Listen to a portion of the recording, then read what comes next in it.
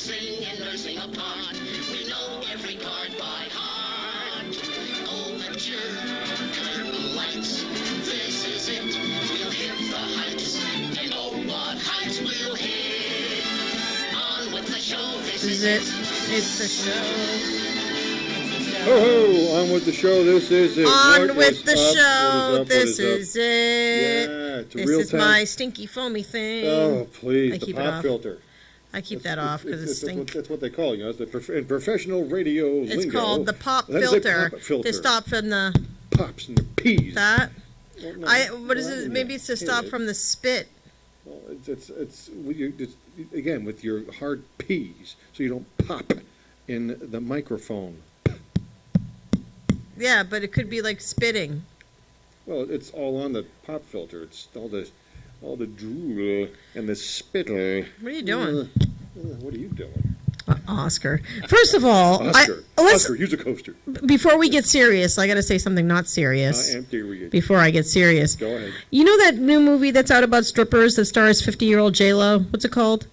The new movie that's out about strippers. Hustlers. Is it called Hustlers? No earthly idea. Is that what the movie's called? Couldn't care any less. Well, the commercial's on all the freaking time. When? Like all the time. False. I see it all the time. No, I have not seen one commercial Hustlers. with her being It's called Hustlers. A sex queen. Okay, whatever. Let me tell you something. First of all, J-Lo looks amazing, so there's no disregard to her, but she is a 50-year-old woman. She's a beautiful woman, and when you got lots of money, Jennifer Aniston looks good too. Right. And you know, like I said, if Jennifer Lopez wasn't a movie star and was 50, she wouldn't look like that. You know that because she could get trainers and all that stuff, makeups, but you know she wouldn't look that. She just looked like a typical, woman, 50-year-old woman. From the block. But so no, here's the thing that's great. So she's doing a movie about strippers, and it's like got all these celebrities in it, but like all these a couple of rappers in it, and it's about stripping. Oh, like LJ Cool. Oh, Cool J? Whatever. Wrong thing. No. But what I'm saying is that it's a movie about stripping, and it's been done. Striptease. Demi Moore did it. Striptease. Yeah, with Burt Reynolds. You remember that? There's been lots of movies about stripping, but now they're saying there's Oscar buzz. Oscar, use a coaster. And I'm just gonna say this: I haven't seen the movie, so if anyone I don't think it's out yet. But if anybody sees that movie, I want them to call into this and tell me how it is, because I can't imagine for the life of me that anybody gets an Oscar nomination for being a stripper. I know. Acting in a film about a stripper, and just based on that, now I'm just based on the commercials I've seen. I'm saying it doesn't seem like an Oscar-worthy role. And to me, Oscar-worthy is when you look at someone and you can't remember who they are. You only see them in that character. Well, yeah. And you're like, oh my God, like you totally get into the character and you completely lose yourself, and the person like maybe transforms, is emotional, all those things. Like Forrest Gump. I don't see Tom Hanks. I see Forrest Gump. I think Tom Hanks is brilliant. But here's the thing: how could you be nominated? I don't get it. So somebody needs to call me after they see that movie and tell me if it is an Oscar-nominated performance from Jennifer Lopez. I need to know. Because I cannot, just based on that commercial, I cannot fathom why there is Oscar buzz. I got to tell you. Unless they're just like, I can't I don't say get that it. I've seen the commercial. I've not seen the trailer. So that's a big I can't. I'll show you later. I'm not going to play it. It's too much for me. Before we get to the topic of the day, basically. Yes. Tell me about the Bronx Zoo. Oh, that's a whole friggin' story. Well, just give me the bullet. All right. Do we got? Let me see. It's 5:40. Okay. Plenty of time. Before we get to the very important, serious topic, because there are some things to say. More than others. Yeah. Go ahead. I agree. Well, here's my issue. Oh, first of all, I love the zoo. Now, I love the zoo for different reasons than maybe some other people love it. The Bronx Zoo, they have their own show called The Zoo on Animal Planet, and now the San Diego Zoo is on that, and I think the Cleveland, there's another zoo on there. Columbus Zoo, that's right, sorry. And so they have different zoos, and I like how they follow them, how they're trying to propagate a species that are near extinction. They get them to, procreate so that they can try to retain them and keep them from going extinct, because that is a problem. In this country is how not this country, in this world, how animals become extinct, and then they fix them up. If they have a broken leg, they had a flamingo, and they put a little metal hinge on his leg because they have little tiny legs, and they made him walk again. They have little wheelchairs and little surgeries. They fix like a jaw on a gorilla. I mean, they do stuff. That's why I love it. But ultimately, you go through it. If you're an animal lover like me, you go through a weird emotional thing because you do see that they're in cages. I mean, they are in cages. Now, ultimately, if they were in the wild, they'd probably get eaten, or if they got injured, they'd die, and no one would be there to fix them. So, 90% of that zoo is great. Right. The birds fly free. Like, they have these bird sanctuaries, and the birds just fly everywhere, which is the coolest thing they do. They fly out of it's the coolest thing. But then they have the bald eagles in these tiny little cages. That pissed me off. Bald eagles are the most beautiful. They're iconic. Bird. They're our national bird. They're iconic, and they were in these tiny little cages, and I didn't like that. And I said, "Is his wings broken?" I don't know. I didn't understand that. That was your guy from Massachusetts, by the way. Got the bald eagle as the national bird. Oh, Yeah. well, thank you. John Adams. Oh, John Adams, of course. Yeah. Yeah, well, because John Adams was like cool and stuff. The eagle. The eagle. The dove is what Jefferson wanted, and Franklin wanted the turkey. Well, we'll stick with the eagle because A truly it's majestic noble bird. and beautiful. The turkey. But here was my thing about it is like I didn't like the small enclosure for the eagles. I just thought it was too little for them. It's one cage, one by itself, and another cage by itself. Right. Didn't like that. I've seen that. Didn't like it. Sidebar. There's Zoo America as part of Hershey Park. Yes. And same thing. They had a bald eagle and a golden eagle in an enclosure probably, I don't know, 8, 10, 12 feet wide and maybe 12, 15 feet high. Right. I mean, it's not like they were put in a shoebox on one hand, but on the other hand, I think it may have to do with, it's either that or let them go. There's kind of no in between. Right. But what was weird is that, okay, so we have that, but here's the thing. The lions and the tigers, the giraffes, the rhinos, they're in a very open space. Right. And I actually was pleased to see that. Like, the lions are actually in an open area. I mean, you're above it and you're looking down, and there is like wire to protect them from like leaping over and eating you. But they're not in cages. They're in the grass, and the giraffes have trees, and they're walking around. The lions were rolling around, and the tigers were rolling around. So I was kind of digging that. I was like, I like that and they had all like mountains to climb up, and not mountains, but rocks and trees. So I was okay with that. But then, two things that really bugged me. Uh-oh. Oh, and the sea lions were great too, by the way. They had a lot of water, a lot of place to go. But these are the two things that bugged me the most.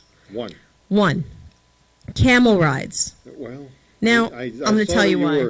I was mad. Been out of shape about that. I'll tell you why. Go ahead. Camel rides, I see at fairs. And I see them in the Middle East. And I see them a lot. You see them everywhere. Indeed. Right? I just didn't understand at a zoo that's supposed to be about protecting the species, the freedom of the species, and taking care of sick animals and helping, animals propagate and keep them from going extinct. Why do you have camel rides? Well, they are the ship of the desert. But there's then, I don't know. And at a fair, I see it, and it bothers me at a fair. But at a zoo, I just didn't, and there were two of them. They kept going round and round and round in a circle. And the kid would go up, "Hey, Mom, get off." I don't expect it at that zoo. I expect it in other places. Okay. Just not that zoo. So that I didn't like that at that particular zoo. So I think they should get rid of that. That's just me. Now here's the biggest one. Oh boy. Biggest problem. Here it goes. The gorillas. The gorillas are kept in an enclosure that looks very small to me. I don't know if there's out of range of my vision, if there's something beyond what I see, but they're behind a glass wall, and they look miserable. They look miserable. And I don't know if it's me. Like, I wish someone from the Bronx Zoo would call me and talk to me about it. Or I have to go on and look at my on-demand and try to find the gorilla episodes, because I didn't understand. First of all, I hate people. And I'm going to tell you why. Oh, swell. Kids, I get. Kids run around. They're trying to figure out. But if you were a grown-ass human being adult, Right? I'm talking adult, Yeah. okay?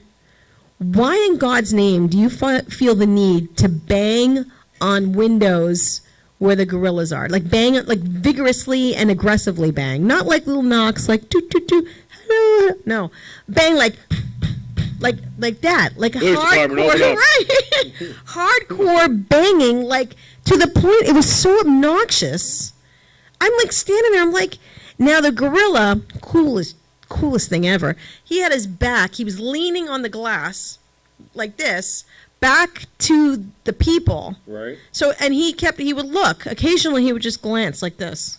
Then he glanced at his side. I got a picture of it. I'll have to show you. What up, McGilla? It was amazing because he looked like he was like thinking. If you could see his brain, he would be thinking, "Go F yourself."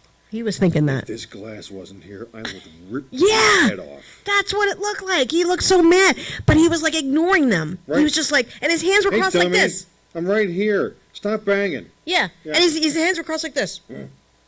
I got a picture. I'll show you. And he's leaning on the glass. Yeah. So here's people right here, and they're like, bang, bang, bang, gorilla, turn around. These are grown people, not children. Grown people like you and me. Bang, bang, bang, gorilla, turn around. Hey, I'm like, do you think? Do they not know that they can't hear through that probably reasonably thick glass either? Well, not only that, they're not going to answer you. Hey. They're not going to turn around and go, You. "Hey, Joe, nice seeing you again." How stupid. People are so ignorant. I know, I was it's so aggravated. I sat there. I was like, I wanted to turn and go, "Stop effing knocking, you asshole." Like, I wanted to say that. Oh, yeah. And there's no sign. Because, you know, some of them said, "Oh, don't touch, be quiet," whatever they say. Yeah. There was no sign saying, "Don't knock," which I just don't understand. I don't see the purpose of... Well, again, these are the same type of people who bring the children to the zoo. Pardon me, and they like, "Look, Paulie, look how cute the tiger is. You want to?" And they lean go them near the over cage. Whoa! And then and then they get pawed Yeah, they get or pawed something. or they drop them, and then they're like, drop them in a... "I'll sue because the Yeah. tiger mauled my kid." No, Yeah. you just threw in a snack, Right. They're Hello. wild animals. dummy. They're wild animals. And the only people that can talk, they need to be handled. Okay? But for you to be... I don't have a problem. There was It's- that one gal, I think, from Columbus. Don't quote me on this, but it was from one of the, I think it was the Columbus Zoo, if I'm not mistaken, who I'm going to say within the last, I don't know, 2-3 months. No, it was, again, doesn't matter. Right. She was an experienced big cat handler. Oh, I know. Experienced. Yes. Mm-hmm. And she got in there one day with, Tommy the tiger, and Tommy was just having himself a bad day or he had something. a bad day. And that was the end of our little, zookeeper friend. I mean, it's like you said, they're wild animals. Look at Siegfried and Roy. They worked with hello. animals for years and years and years, and then was it Roy or Siegfried? One of them got mauled. I mean, he lived, but he got mauled. And they said they were like, should we put the tiger down? And they were like, no. This is what we signed up for this. These are wild animals. It doesn't matter. And that's the thing. Like, it just drove me crazy. Like, I was sitting there going, why are you banging so much on that window? What do you think's going to happen? He's not going to turn around and have a conversation with you. He's an animal. It just irritated me.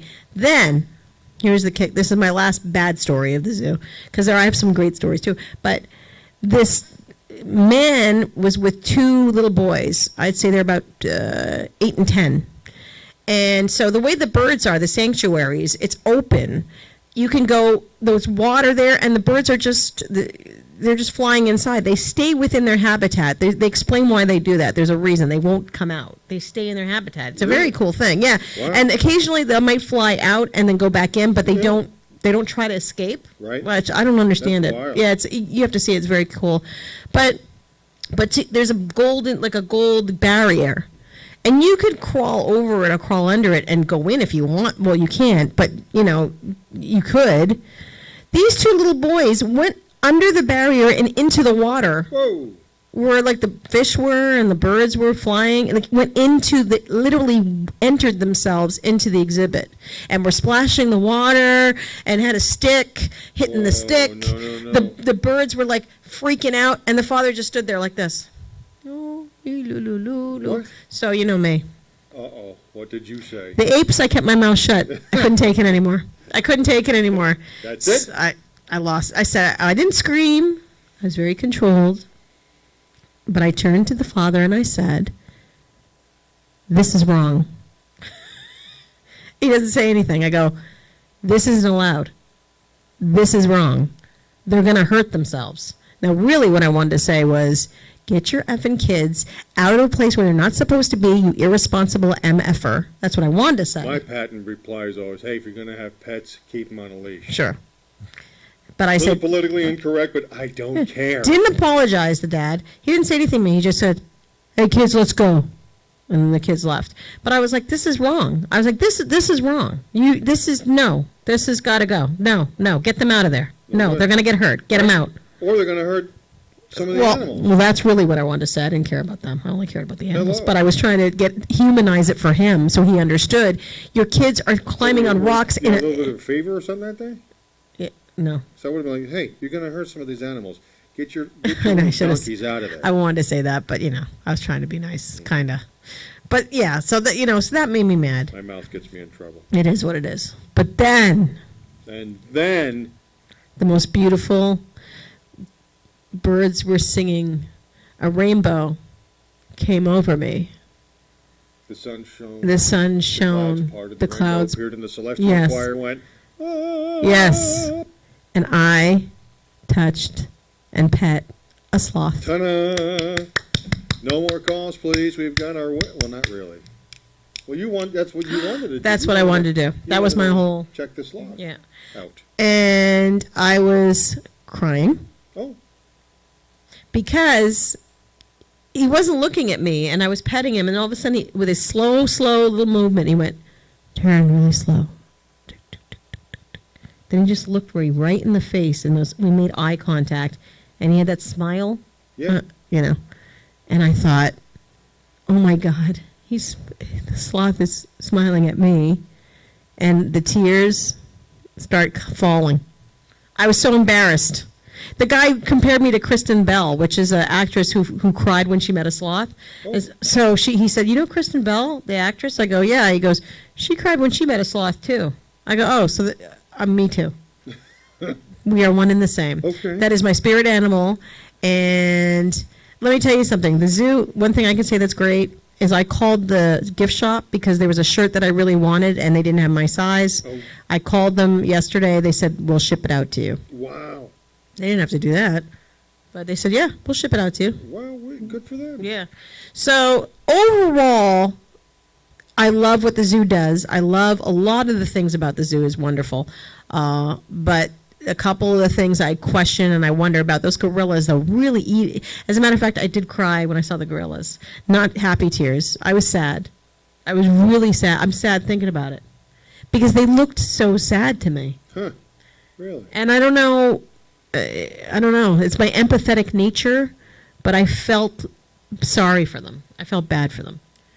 But I'll have to show you the pictures when we're off the air. But Absolutely. there's just, it was pretty amazing. And that was my my zoological experience. My zoological experience. I'm crying thinking about those gorillas. It was painful. I don't like that. I'm too. Speaking of empathy, so today's a tough day. It's very difficult. I saw some things. I haven't even watched any television today. I was off today, and I was up with Dad, and the television I did watch was, again, National Geographic Wild. Okay. The special National Geographic last night. I didn't see that. I'm so sorry. Okay. I thought that's what you were going to say. No, okay. Today. Oh. Okay. Just having some lunch, with Dad and all this, and just my automobile shows that I like on the Motor Trend channel. I just have purposefully stayed away from the the ABC, NBC, CBS news-esque channels because they're just going to beat this freaking horse again for literally the 18th time, to the point of just it's enough already. I saw a piece earlier today online, and evidently the TSA, I don't know when, it doesn't matter, had released a bunch of the audio that up to whatever time it wasn't released. And there was audio from both planes going into the Twin Towers. Oh, audio. Audio Yeah. of the one going into the Pentagon, and audio of the one out in Western Pennsylvania. And you talk about, just the tears. I mean, I sat in front of that damn computer, and after it was through, I'm like, why did I just not hit stop? But it just, It compels you. Yeah, thank you. I was just going to say it's very compelling. It's very compelling because, I know where I was when all that went down. I wasn't around here. I was living in Northeast PA. I was working just below Scranton. Well, tell me I'd like to hear where you were and how it affected you and how it affects you today as well. Where I was I was at my office. I worked for Cable Rep Advertising. I was the national sales manager for the Wilkes-Barre Scranton cable market. Okay, so I was the guy. I didn't deal with Pete's Bean Parlor or Sally's Hot Dog Stand. I was the guy who dealt with like the Cadillac dealerships. Okay, the dealer groups, KFC, Applebee's, John Deere, stuff like that. The national accounts. Me too. There you go. Yeah. See? Mm-hmm. And as such, because again, in the TV business, so to speak, every office, every room had a little small TV monitor. So I would have the TV on, all day as I'm clacking away on the phone doing my thing. And I didn't turn it on immediately that morning, and all of a sudden, one of the girls comes in from up front of the building. One of the admins says, "John, did you see? There was an airplane, went into one of the Twin Towers, and they're saying it was an accident and this." And I'm Sure. like, "Oh, okay." So I popped the thing on, and there's old Matt Lauer and Katie Couric, going on and on and on about it. And a few minutes later, they're like, "Oh, whoa, whoa," basically, and wham, there goes the second one. And then they talk about the one in the Pentagon, and then they talk of one, and all of a sudden, everybody, and pardon me, but you'll get an idea vividly of what I mean. Everybody just puckered right up. I mean, everybody just in the building just got real upset, just frightened. Yeah. Because it was one. Okay, fluke accident. Then it was two. Not so fluke. Then it was three. Then it was how many of these are we going to have? Right. Basically was the thought. Right. Okay. And the weird thing was the office was basically about a mile, maybe a mile and a half at most, away from AVP, which is Scranton Wilkes-Barre International Airport, such as it is. Okay, it's like the Trenton Airport. Okay, it's not a big one, but it's big enough. Okay, and there's also an Air Force Reserve detachment based there, so it was very common at any hour of the day to hear, or if you're out back having a little break, see these these military planes doing touch and goes, basically going up and doing their thing like they do at McGuire. You can see them around here sometimes. The gray planes. And the next day, and along with that, you know how it is. You look way up and you can see the airplanes. And in Northeast Pennsylvania, there, I mean, you're kind of at a confluence with people coming in from the Northwest, from the West, and from the Southwest on their way to, say, Newark or New York or Sure. Boston or Philly or what. So you see a whole peppering from time to time of airplanes. Nothing. Eerily quiet. Just like, whoa. Okay? And the other thing for me personally, for that day, matter of fact, the guy who I worked with from National Cable Communications, who was kind of a liaison between ourselves and a lot of these clients I mentioned, the larger clients. The guy's name was Perry Shellman from Westfield, just up here, okay, up in Westfield, and I forget if it was that day or the day after. Perry Shulman was a very animated fellow. John, so good to talk to you. How in the world are you? Oh my goodness, everything is great. You should come and see. We'll go into the town. Oh, forget it. John? Yeah, Perry on your line? Okay. Hey, Perry, how's it going? Hello, John. How's the world treating you? I'm like, Perry, are you okay? It might have been the next day. He says, no, it's been a very difficult day. I said, it's been difficult for a lot of people. Perry goes, yes, but my neighbor was in the South Tower, and, well, enough said.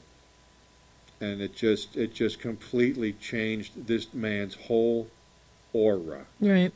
Number one. Number two, a guy I went to high school with who was a few years ahead of me. His sister was in my class, but Tommy Glasser, I think he was class of 79, so he would have been 3 years ahead of me. I knew Tommy. Hey, Tommy, how's it going? You know, even though I'm a freshman, he's a senior. You know, again, his sister Margie was in my class, so it was a small school, so we kind of all knew one another. Hi, Tommy. Hey, John, how are you? I'm doing pretty well. How about yourself? I got to go. All right? He was in one of the towers, and he's not with us. And not for anything, I kept thinking, too, while I'm watching all of this play out on the TV, when I was a little kid, my father worked in New York City, okay? Matter of fact, Mother and Dad worked downtown at 30 Church Street, which was part of the whole World Trade Center campus when they got rid of a lot of these old buildings. Mother and Dad worked out of 30 Church Street from about 1955 to, I think, the early 60s, when ACF Industries, American Car and Foundry Railroad, I get it naturally, when that incarnation of the company went away or went under. And then a few years later, in 1964 or 5, they raised the whole place, and starting in 1966, they began to build the Twin Towers. So as we got to the late 60s and the early, it took a while, okay, till the early 70s, we'd go up the turnpike, you know, and we'd look over, and all of a sudden, there they are, kind of one chasing the other, up and up and up. So I saw those things get built, literally, as a kid. I've been up in Windows on the World, the restaurant, you know, as a grown-up in my 20s Sure. and early 30s, you know, and fixating on a point on the building and just watching it sway in the wind it was built to do that. You know, the tensile strength was such that it would allow for wind, so the building would sway a few feet, you know, rather than breaking and being totally rigid. So I thought that was always interesting. And now, in about 90 minutes, after all that effort, all that work, all that stuff, and all those people who none of these bastards knew, after 90 minutes, down it goes. Right. Are you kidding me? Mm-hmm. Yeah. Are you kidding me? Jack, my son, he was 4. Okay? From out of the mouths of babes, okay? In his own inimitable 4-year-old logic, because till I got home, all the news, it was all news, period. News. And they kept showing over. people. They kept showing Osama bin Laden. They kept showing people of his ilk cheering and running through the streets, hooting and hollering and ripping and tearing and carrying on and celebrating like it was the fucking 4th of July. Pardon me, but that's, you know. And so we're sitting there and they're rolling this video again, you know, where he's in his white robe and he's getting ready to shoot. Yeah, you know, I remember. Yes, I do Everybody remember the video. Yeah, they was watching TV remembers that, and he's sitting there, and clearly he and Jamie were watching this on and off all day, and I'm watching this just getting more steamed and more steamed and more steamed as every second goes by, and he looks over at my wife and says, "Mom, we should just find that guy and punch him right in the neck." Mm-hmm. I mean, and he was pissed. But in his own little way, he got it. right. He got it. You know? Nobody really had to drill it into him. He got it. He was absorbing everything, and it just makes me supremely sad. You know, the EMTs, the the Port Authority police, First responders. the New York City Police Department personnel, the New York City Fire Department personnel, and the several thousand people who were just going to work one day. It was Tuesday. It was a lovely day, not a damn cloud in the sky. Beautiful day. Well, not only the people working in the building, the people in the planes. Oh my God! The planes as well. That footage. I sat there this morning watching this footage as I'm doing some stuff, other things. You talk about the tears. I'm like, God, and I'm even like, God, how do you let this happen? Well, okay, free choice and all that, I suppose. And I'm quite sure that with all these people who did not make it, you were right there with them, grabbing their hands and saying, "It's going to be okay. Come on with me." That's my philosophy. That's where I live. That's my belief. Okay. Even and then they show the people jumping out of the building. Well, right. Oh, yeah, that just heart-wrenching. Rips my heart to ribbons. You know, it's such a. Where were you? Were you? God. I'm thinking Boston. I was in Boston, but you know, it's interesting because I feel such a connection on so many levels to that disaster, and it's almost. It's almost like, I don't know how to explain it, but so many things connected me with that disaster, so many things and so many people that it's almost like, I don't know how to explain it, but my feelings are so intense and my heart hurts so much. And I remember I cried for days, if not weeks, after that. Anybody worth half their salt did. And right to here. the point, I still do. Where I actually went to Ground Zero, or as close as I could get, I can't go. a week after it happened.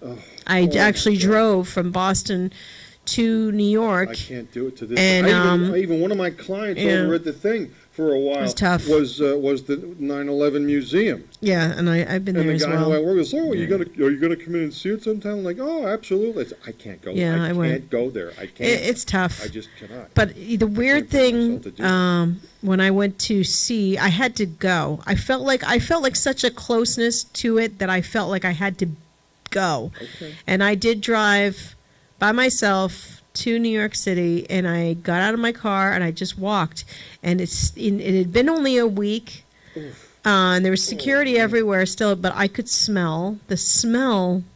The smell was so intense, and you could smell it. I mean, it was. To this day, I can't describe what it smelled like.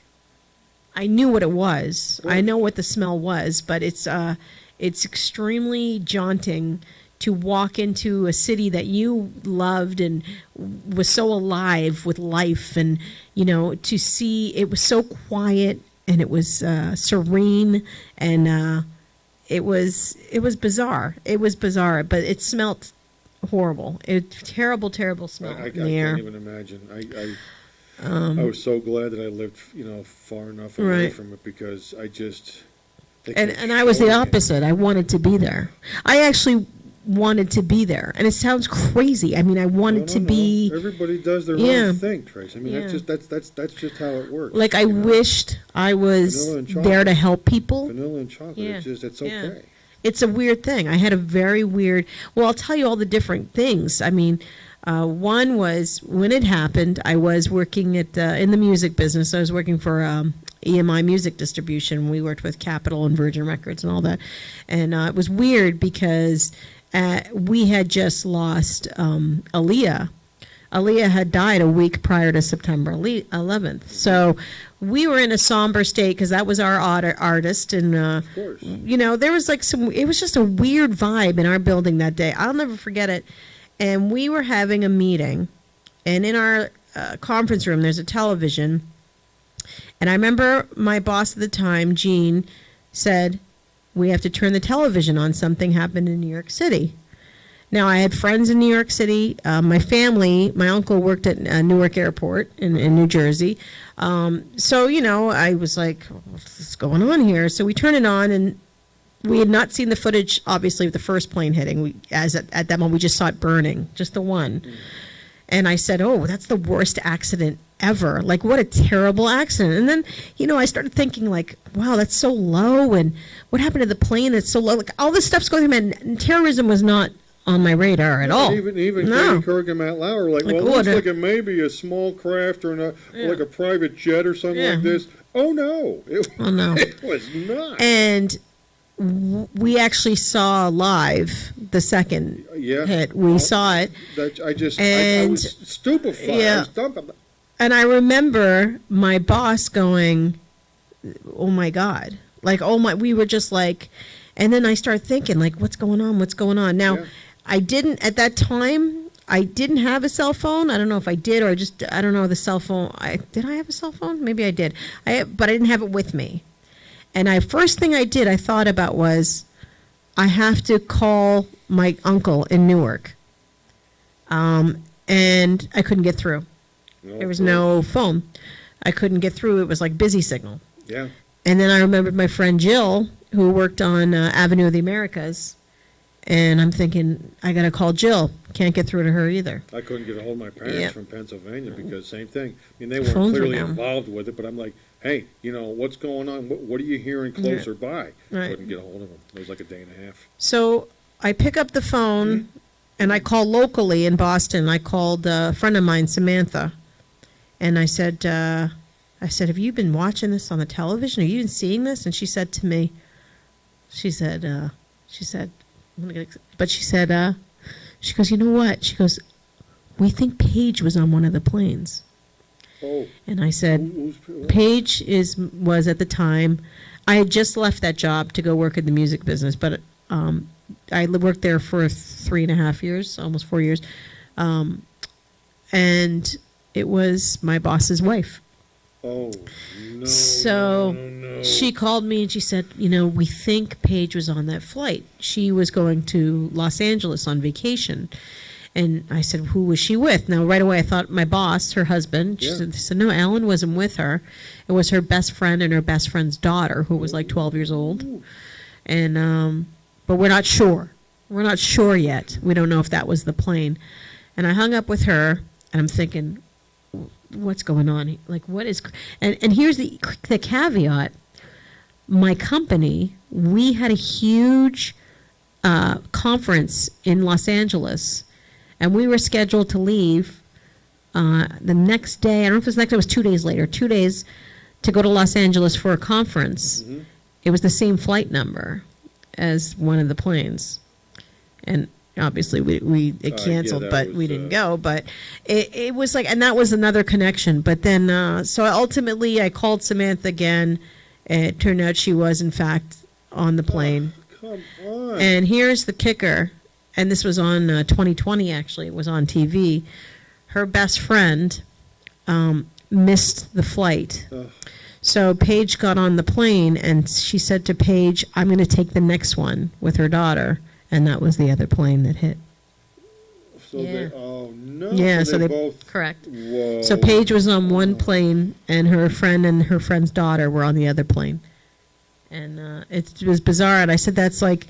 You missed that flight, and you said, let me catch the next flight, and then they both hit. So they both came out of Boston. Right. So it was a lot of Bostonians lost their lives on those planes as well. That was a huge hit for where I lived. And then in addition, all the people that were in the towers.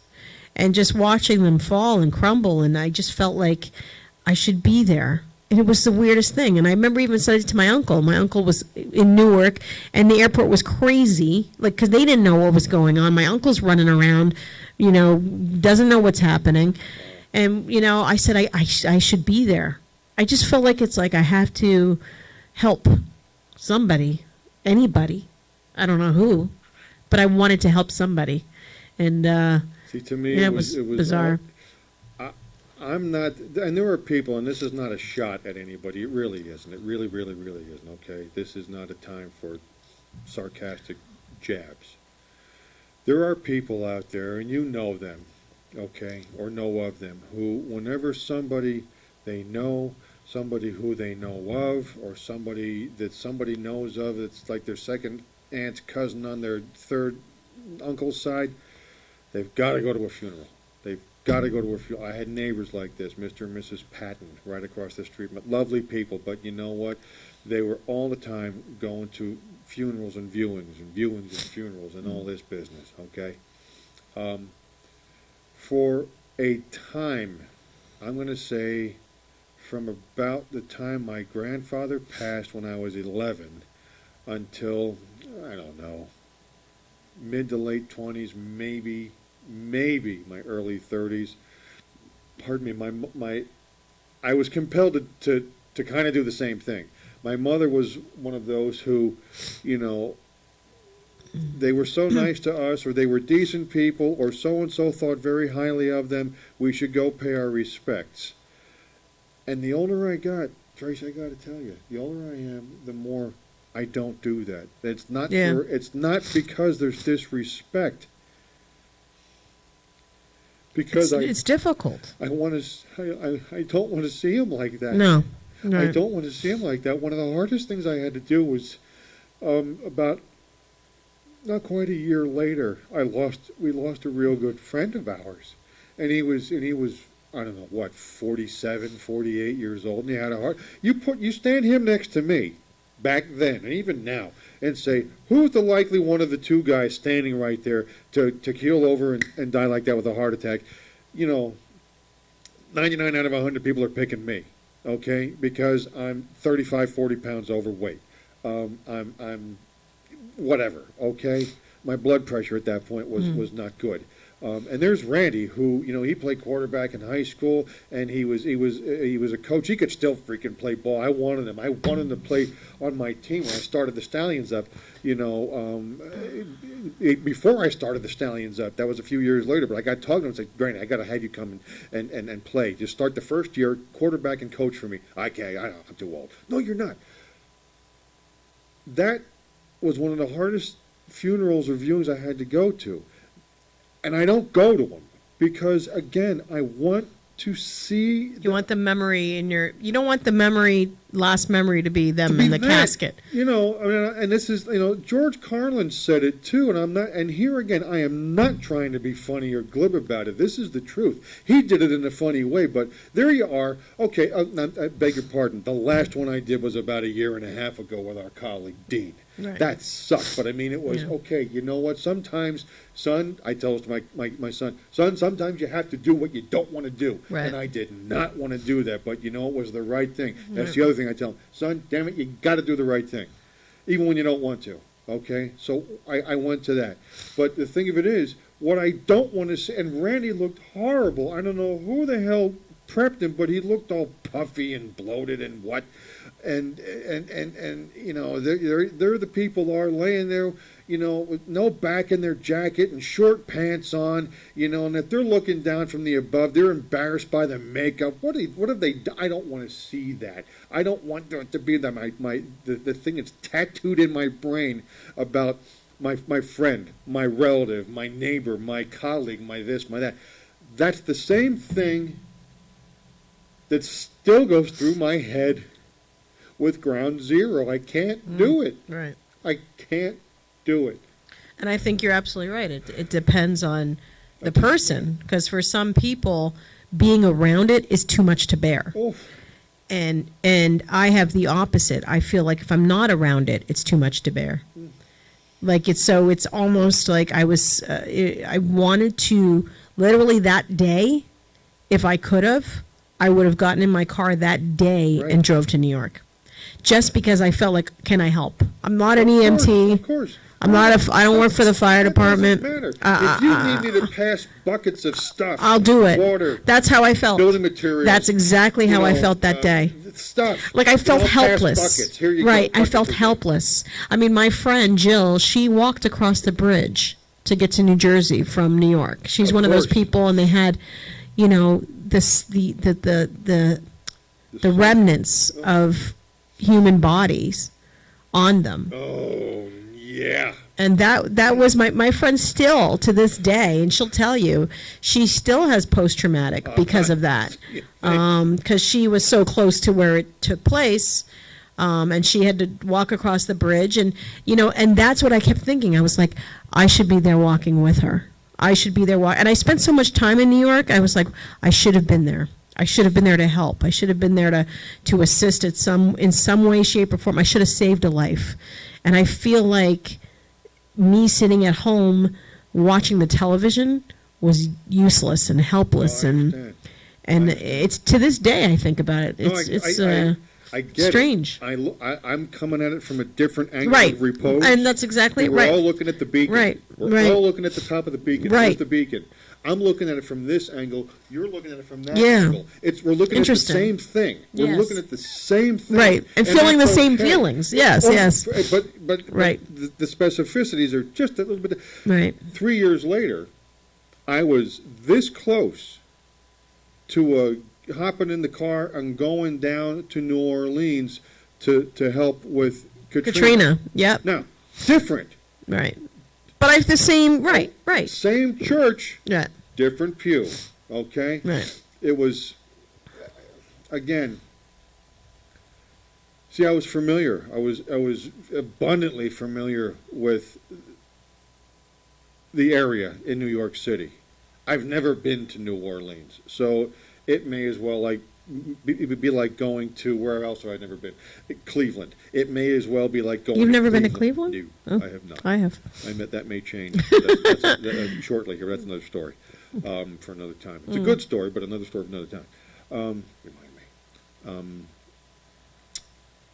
So Yeah. I had no mental skin in the game, so to speak, and all I saw about that was all these poor people down in Louisiana having such a difficult time, and they were begging for help and pleading for help and asking for help and appealing for help, and just I'm like, how do we do this? How do we do this? Until I got my head and all my stuff wrapped around it, that turned into it's enough. We got enough people. We can't deal with the people who have been affected, along with this humongous wave of helpers. Thank you so much, all the helpers, but it's enough.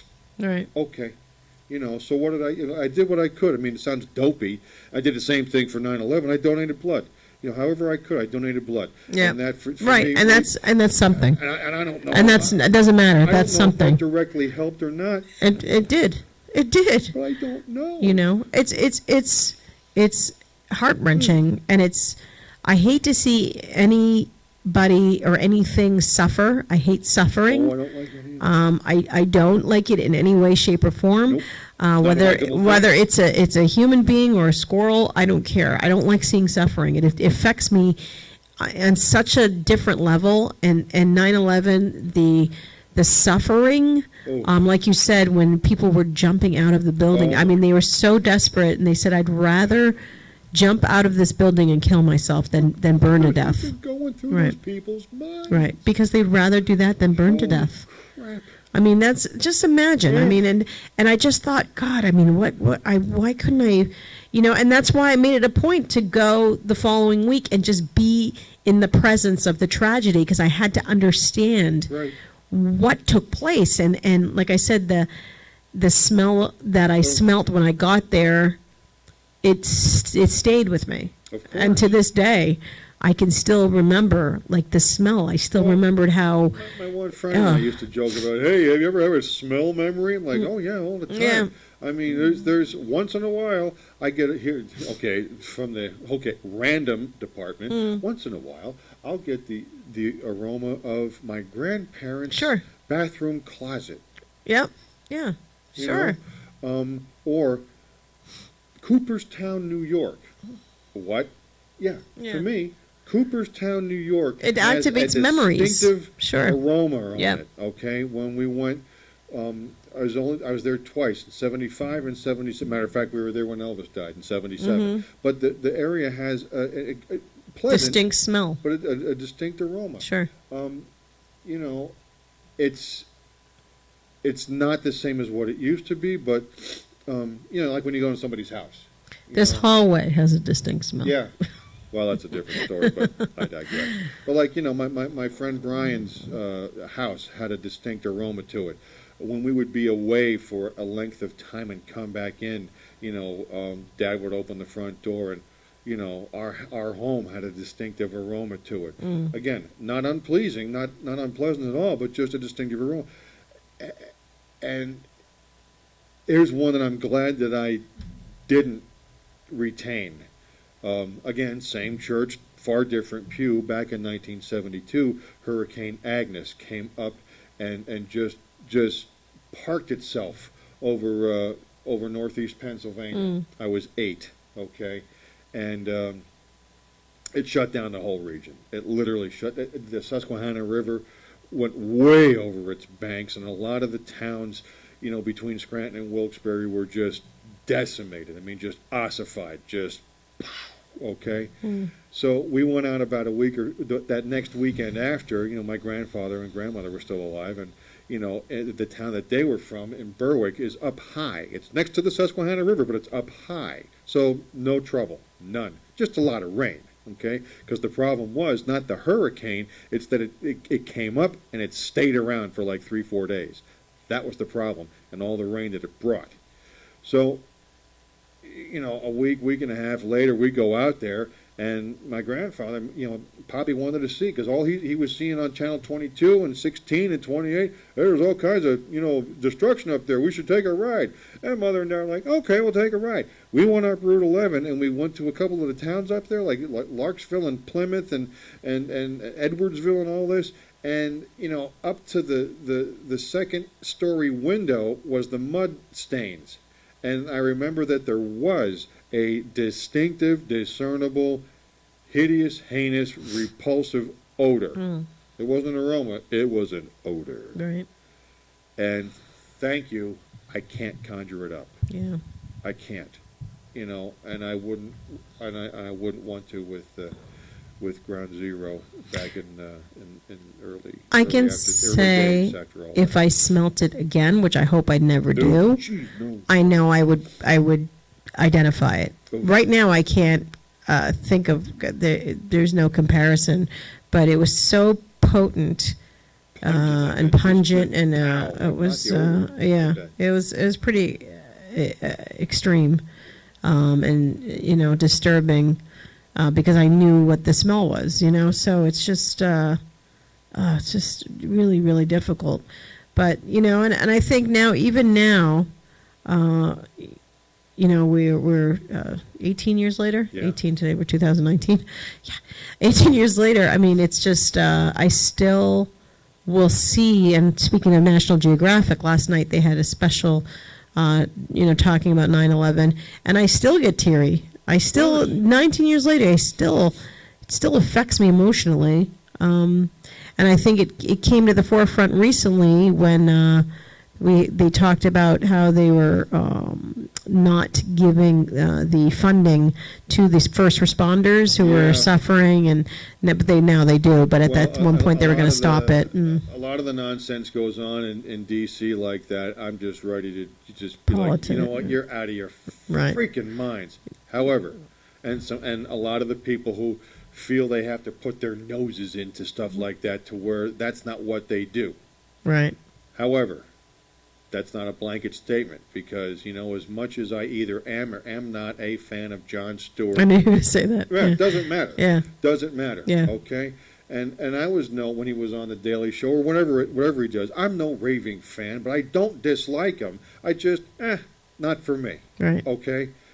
But God bless him, and the fine work that he did, banging the drum down there when he did it before that lovely man who was literally dying before our eyes. Yeah. Lewis, I forget his last name. He passed away. He's gone. Yeah. Like 2 weeks after they did the deal. Correct. He was gone. Correct. Okay? Yeah. But there he was.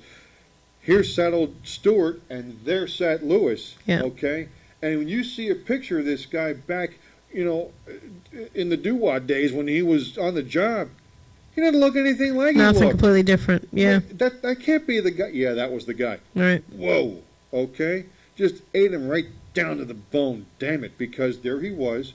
And Mr. Rogers, my best good TV friend when I was a little boy, used to always say, always watch for the helpers, always look for helpers. Right. Whenever there's something wrong or you feel uncomfortable or something's going badly, look for the helpers. Lewis was a helper. He was a helper. And what did it get him? ingesting all that crap that was carcinogenic, and it got him cancer, and it got him an early Right. exit. Great, thanks. But without someone like Stewart lobbying for the defense, so to speak, Lord only knows Do they what would have happened. do they teach it in schools? I'm curious. Like, because now you're talking so many years ago that a lot of these kids weren't even born. I wonder, is this part of the curriculum? I have no idea. I'm just curious if anyone knows the answer to that. 18-year-old kids who are like, yeah, that's before I was born. Right. What? But I'm just, because it was such a national tragedy on so many levels, I'm just curious to see if it is part of the curriculum in any schools, New York, New Jersey, or either, or, I mean, I don't know if it is. I mean, is it part of history, or is it part of something, do they discuss it, or is it like it never happened? I am curious. I mean, if I am anybody too. knows the answer to that and can call in 609-807-2492 and let us know if it is in the curriculum. Do they discuss it at any point in any... I will say this. I did see a piece on the news last night to where Cedar Grove High School up in North Jersey, they basically took the day, if it wasn't yesterday, it was the day before.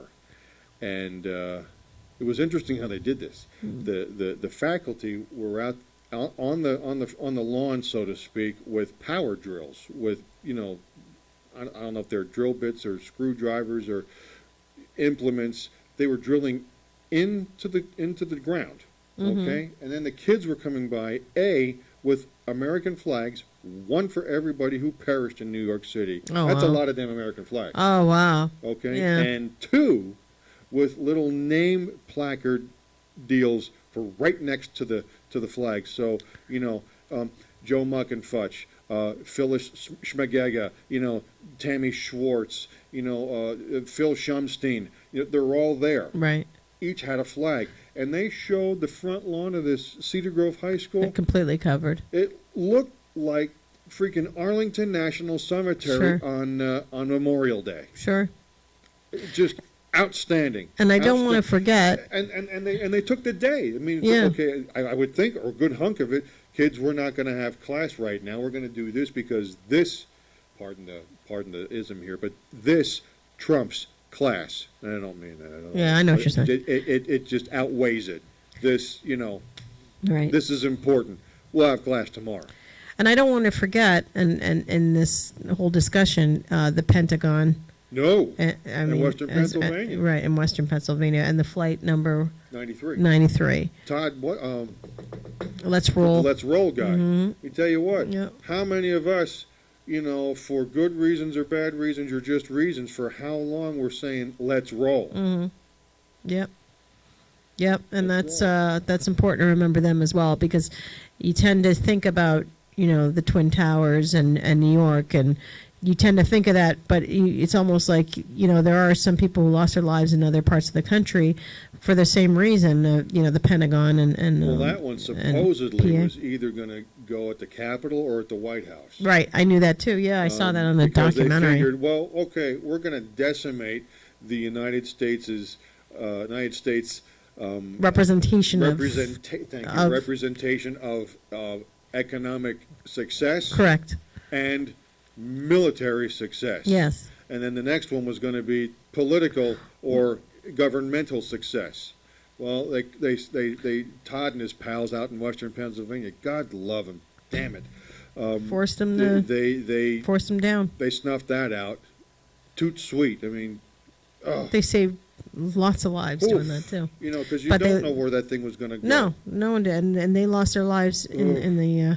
You know, I remember watching a documentary when they were calling their parents, telling them that goodbye, Yeah. Oh, yeah. because they knew. That was part of that piece today. Yeah. The audio of people in the buildings. Hey, you know, I'm trapped, so I just want to let you know I love you and all this. And then on the plane, listen, we just got hijacked. I don't know what's going to happen, so I just wanted to. Oh, my It's God, heartbreaking. talk about just Because no just one go could ahead, stand a just chance. reach it, No just one was going to live push through it right that. out. Nobody No, was going to live through that. And they knew it. Nobody was going to live through that. They knew it. There comes a point, And I'm not a negative person. I mean, I can play the role, and it's very funny. But I am not. But there comes a point where, okay, there's the wall, there's the writing, do the math. And these people knew it, unfortunately. Right. And I mean, I've flown since that happened, but I can tell you that I used to really, really love flying, and I still, have that moment of thought when you're in the air. I still have it. Of course. I can't help it, No, I went to it's- Atlanta a few times after that, and it's a short flight to Atlanta from Boston, and I remember, just looking around and going, is he suspect? Is she suspect? What's she? What is that? What's that under her coat? What's going on? I mean, I was always suspect. I was, and I think Flew that's to Denver difficult. through Chicago Midway and back. I've flown to Orlando and back since that. I mean, I haven't done a plane very often because I just haven't needed to. Right. Right. I like the choo-choo train. Speaking of choo-choo trains and your new Facebook page. Yeah, buddy. Coming to you. I love the train. Yeah. Can I tell you something? I took the train I do it all the time. I like taking the train to New York. Yeah. I just love it from here. It's a 1 hour train ride for me, whether I go from Trenton or Hamilton. Cheesesteak. It's 1 hour, Yep. maybe an hour, 10 minutes. Depends if you take the express or I usually try to take the express because it's Jack and quicker. I did that a couple of years Love ago. I it. went to a Knick game. I got basketball tickets for Christmas for him, and he came in and we hopped on the train and I bingo, love right it. in. It was fantastic. Yeah, I really enjoy it. I really like it. And I just like being on the train, and I like looking at everything you pass and all the different towns and the different people and the different, I agree. and I take trains to Boston from here as well. Yep. And or from New York, I should say. And I love it. To me, you get to see a lot more. And the way the trains are now, if you take the new express trains like the Acela, Right. I took the Acela from New York City to Boston. It's so relaxing. It's so wonderful. You plug in my tablet or my laptop, you put it on the thing. They have a little cart with food, and you can go get your food Nice. and your drinks. There's all this space in between you and the seat in front of you, so you can stretch out and stretch your legs and Good sleep. thing. Oh, it was awesome. The Acela's only a little over 3 hours between New York and Boston. That's not bad at all. No, so I watched That's like a 6-hour trip Yeah. or more. Yeah, I watched a 3 hour. Yeah, I watched well, if I was driving, yeah, and I used to drive it all the time. Right. But I watched 3 TV episodes, and I was there. And there you That have was it. it. Had something to eat, and I was done. Bingo. It was awesome. But I just love the train, and Hey, you leave I the love to Pennsylvania fly. station But, about 3:45, Yeah. read a magazine, and then you're in Baltimore. yeah. Dinner in the diner. Oh, here we go. Nothing could be finer. Then to have your ham and eggs in Yeah. Carolina. Yep. Yeah. Nice. I get you. But I do love I do love it. I mean, I love to fly. And it shows. I do love to fly, but it's for me. I do like taking the train. I do, and I know you're a big train guy, Huge. but I do. Huge, huge, huge. I took the train in New York to go to the Bronx, and then I would like to take the train again to go, anywhere else. I mean, I'd go, I'd stay on the train all day. Well, we got talking I the would. other day again over at the thing about doing a hockey game in Newark, and Yeah. the pervasive philosophy was, hey, listen, whether it's Hamilton or Princeton Junction, just hop on the thing. It's and so then quick. Bang! It's like 2 blocks. It's you get off so at the station, quick. It's right over there. It's right there. You can see. Oh yeah, I do it all the time. Yeah. I do it all the I haven't time. been. I have not been to that venue, so we're. What? What have I? For what? What have I? Oh my God, I've been there so many times I can't even know. count. It's like you live there. I go all the time. I go for concerts and I go for hockey. So I've been there probably. Well, I've lived We'll here go out to 4 train for years. hockey, and the guys will be like, "Hey, good to see you." Probably been there about 20 times Well, in there the you past go. 4 years, maybe. Yeah. I might go this weekend, as a matter of fact. Whoa, take it easy. I'm thinking about going to see the Backstreet Boys. Shh, don't tell anybody. Wow. I'm thinking about it, which is this weekend. So I You might. want it that way, huh? I kind of want it that way a little bit. What the hell? You only live once. You know me. If I want to do something, I just do it. Yeah, you go. I went there to see Tears for Fears and Hall & Oates, and I went there to see Depeche Mode, and whenever I want to see Justin Timberlake, I just go. Rock on. Yeah, so I just kind of was thinking about it. I'm like, I'd go. Maybe do. Yeah, Why not? yeah. It's on. I think it's this Sunday night. But I hop the train, go to Newark, go to the show. Hey, I want it, and then I get back on the train, go home, and then I go to bed. Wow, why not? just that simple. And honestly, I know friends who drive there. It's a pain in the ass it's a because big parking time, is a pain in the man. ass. It's horrible pain in It costs the ass. money to park. You can't get out because No. it takes forever. You can't find a parking space. It's not that fun. The train is great. Yeah. Get off. You walk not even 2 blocks. You're there, and then you get back on the train. and You go home. Plus, back to Simple. the whole airport thing, and they didn't have this. Oh. Hold on. I know what you're going to say. They didn't have this years ago. Okay. Otherwise, I think we might have done when my mother and dad and grandfather and I went to Disney back in '73. Had they had this, I bet my dad would have been like, you know what, we should do this. Hop on the train up to Newark, and rather than going to the left to the Rock, you go to the right for the light rail that takes you right to Newark Airport. Right. Oh, I know. Right. Money. Right. I know. That's like there's so And many. Done. Right. Wow. At the park, you got to kind of pack a little light, I guess, because you got to lug your luggage. Ass. Right. Thus the luggage.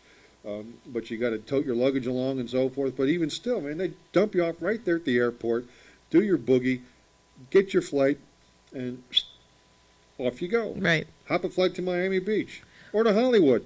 Well, what I was going to say is the one thing that has changed significantly. I remember prior to 9/11, when I wanted to fly anywhere, Right. you just go to the gate, you Yeah. show your driver's license, Yep. and then you get on the plane. Oh, yeah. It took you half an hour. Now it's a whole Now it's like chicken rodeo. friggin' 6 Unless hours. you do the and- preferred well, now pass. yeah, they have the express, new. da-da-da-da. Well, you have to go. There's a thing now. If you want to travel and not have to wait, Right. you have to get screened. So they have to. They look at everything. They do a criminal background check. Oh. Oh yeah, it's a whole thing. Did you know about this?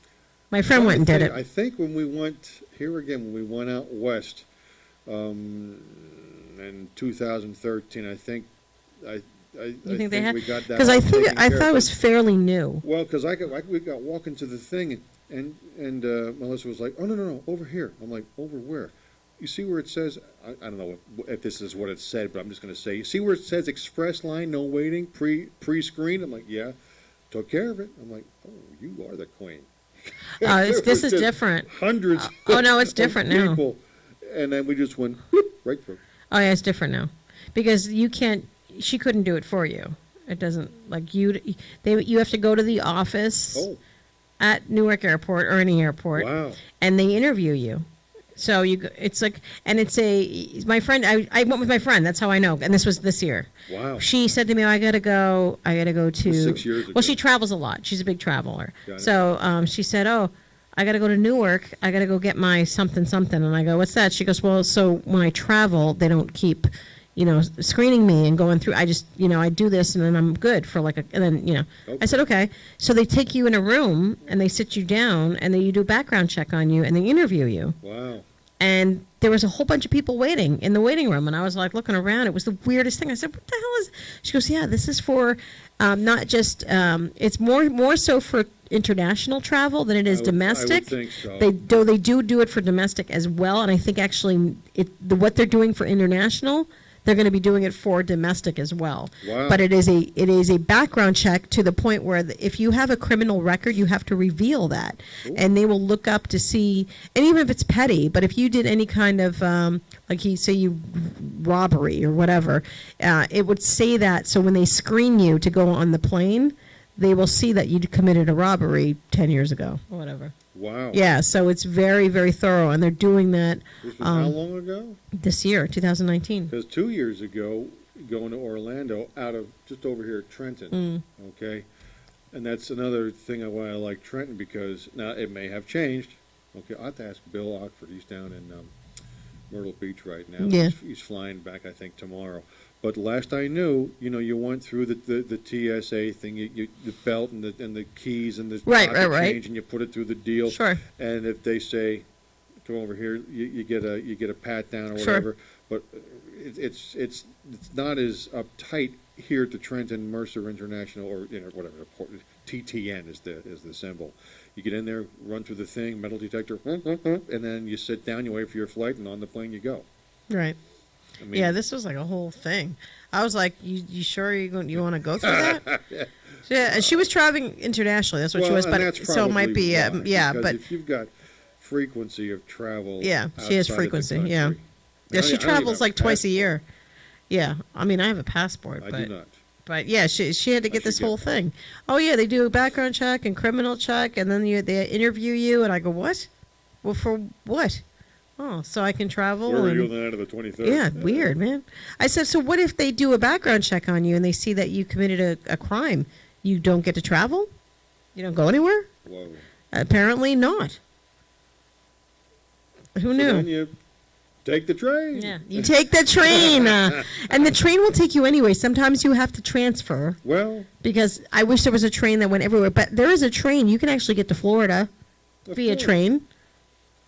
It's not that We hard. just took it this last month to Disney. He took a train? Of course. Did he really? You Yeah, just- they drive down to just below D.C. there in Northern Virginia. Yeah. We put the vehicle on the train. No, they didn't. Of course. It's the other train. I didn't know about that. Oh, I love the Where have train. you been for the last 50 years? I don't know. It's the Amtrak. Hey, Because I take the Acela, man. I go speed. it's Nick Rails from the Amtrak and the Amtrak Auto Train Lounge. I take the Acela. I go like, slick. Well, this is And quick. fairly slick. I mean, Is you it? get your Is it quick? you put the vehicle on in the back of the train. You come up to the front. You either. And that's what he did? Yeah. That's cool. That's how they. See, then you that's avoid all how that we do it crap. all the time. Yeah, you avoid all the, because now it's just so difficult. Besides the screening, but then it's like the this and that, and then you got to wait the lines, and they got the baggage. You used to be able to take as much bags as you want. Now it's like you can bring It's a going to purse. cost you $59.95 Yeah, a what the bag. freak? No, it's not. Bye. Yeah, everything's Oh, well, that bottle of shampoo is a little too big. Oh. They confiscated a really expensive cream. It was body lotion, man. And I had it, and this was early on when they first started implementing like the size of your travel sizes. Yeah. I had this kind of large thing of cream. It was a glass jar, but the cream was like, I bought it on eBay. It was discontinued, and it cost me like $36. Sorry. And it was in my luggage, and they said, they go, oh yeah, open your luggage. I go, what? They go, open your luggage. And I'm like, okay, I don't have anything in there. And they're going through my clothes and stuff, and then they grabbed the cream. They go, oh, you can't have this. I go, what do you mean? I paid $36 for it. It's discontinued. They're like, it's too big. I'm like, well, can I put it in a smaller container or something? Nope. They said, we have to take it. I said, well, can I pick it up on the way back? Nope. That's it? I just lost my $36 discontinued cream? Yup. I was pissed. Wow. Didn't know that. I mean, now I know, but at the No, time, that was like now in the we know. very early stages of the. Remember when they had that bomber? What was he? A shoe bomber? Yeah. it was when that they had guy. stuff in his shoe. Yeah. So then we had to all Out of take off our Detroit. shoes. Yep. Yeah, you know what I mean? Like, it's just ridiculous. Yeah, I know. Everyone ruins it for everybody else. Stop it. Can't stand it. I remember visiting a friend in Niagara Falls, New York, and she said to Slowly me, I turned. let's go to Niagara Falls, Canada. Now, she lived on the border, and this was in the 90s, Right. early 90s. Right. And I said, okay. And I think I had school ID. I didn't even have a driver's license at that Of course time. It not, was like, yeah. So I had my school ID, and we walked, it was like a 10-minute walk to the border, and it was a guy sitting in a shack. Yep. And he was sitting by himself at the shack, and we're in Niagara Falls, New York, and then he says, where are you going? We're going to Niagara Falls. We're going to go to the fair over there. And then he's like, all right, what do you, I said, I have my school ID, and she didn't even have a license either, I think, and she was like, I have my school ID, and then you're like, okay, bye. Yeah. That was early, that was 92, maybe? Or Yeah. 89, 91 or 92, 92, I My think. first wife and I Yeah. did a vacation up in Niagara Falls, New York, in about 91, I'm going to say. Yeah. Planned it all out, drove on up there, and, so, basically, why are you coming to Canada? Well, we're going right over there, good vacation in Niagara Falls. Okay, you bring anything in? Just our clothes and luggage. Okay, see ya. I mean, It was basically weird, the right? same thing coming back. You claiming anything? Nope. Okay, see ya. Right. And the funny thing is, we didn't have anything. I remember, I don't know why this sticks with me, but I had a the fanny packs, which have made the comeback, by the way. Oh, But yes, I oh yeah, no, they have stylish ones now. Horrible. But no, they're very handy. So I had my fanny pack, and she had her fanny pack, and that's all we had. And our clothes, we were in shorts and t-shirts. I'll never forget it. enough. We had nothing else, and we're just walking in our sneakers. We're just gonna go into the fair, and we just had our like money, and like our school ID, and that's it. That's all we had. We didn't even have a phone. We didn't even have a phone. And we walked in with our little fanny packs, and we went to the fair and played some games and came back, walked right over. Okay, where are you going? Well, she's going back. We're going back home to Niagara Falls. Okay. All right. You got anything? Did you buy anything over there? I got this. I won this stuffed animal. All right. Okay, bye. What the hell? Yeah. Can't do that now. No. Can't do that now. No. Took that away from I us. know. Jerk offs. I know. Very bad. I had a question. Go ahead. What's going on with that? The player that we ceremoniously took away, for the Patriots took him. Why I can't think of his name right now. You know what I'm talking about. Antonio Brown. Antonio Brown. Thank you. So we just got him. Yeah. Supposed to play like today or tomorrow, like it's their first game, right? On the weekend. Yeah. On the weekend. Okay. Me too. Yeah. Yeah. So now he's being charged with rape. We just got him. Can't you evidently- wait? No. Lady, can't you file the civil suit like in next season? Apparently not. Perhaps because it's not even a criminal suit; it's a civil suit. You know that, right? It's not a criminal Yeah, suit. Evidently, she Civil talked about suit. She was a trainer. and he had made some sort of advance. I don't or know what's going whatever. on. It's like, And, you know what? and I don't doubt any woman. I'm just gonna say, it's. But I'm just saying this. Couldn't you have just waited till you finish the season? Because we don't even know. I mean, that might be a little unwomanly of me to say, but I'm just saying.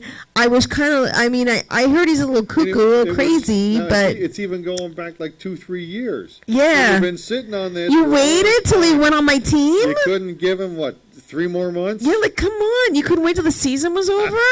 Like exactly, it's not like it just happened and then it was like a criminal. Then it would be like, oh yeah, But you did nothing. Survey said. Oh, that's my friend Samantha. She's supposed to call in. Ah. Let's see what happened. Is she saying she's calling in and no one's answering? Let's find out.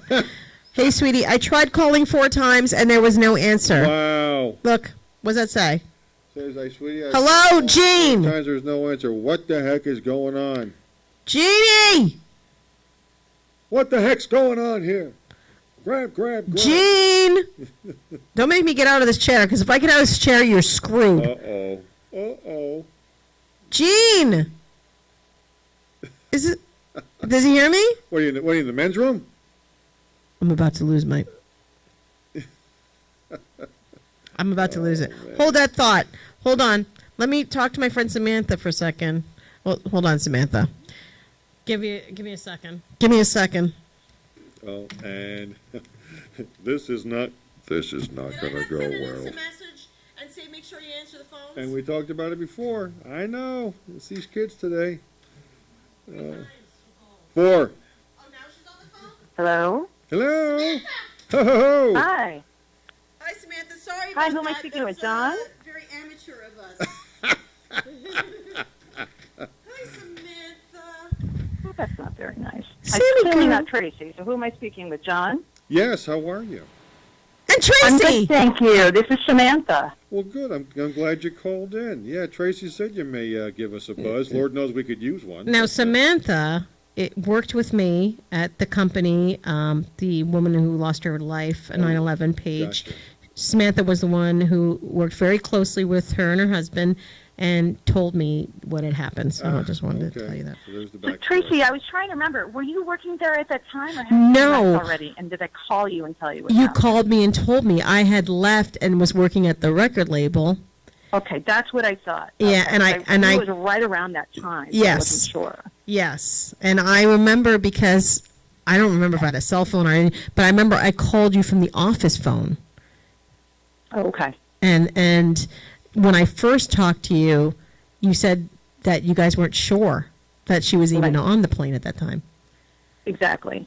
So when I pulled into work that day, it was a beautiful day. If you don't mind me just launching into the whole situation. And when I was pulling into the parking lot waiting for the security gate to go up, I was listening to the radio station, and all of a sudden they interrupted the song on FNX, and Henry Santoyo came on, and he said there are reports that there is a fire at the World Trade Center, and more reports to come, but it's believed that it might possibly be a small plane.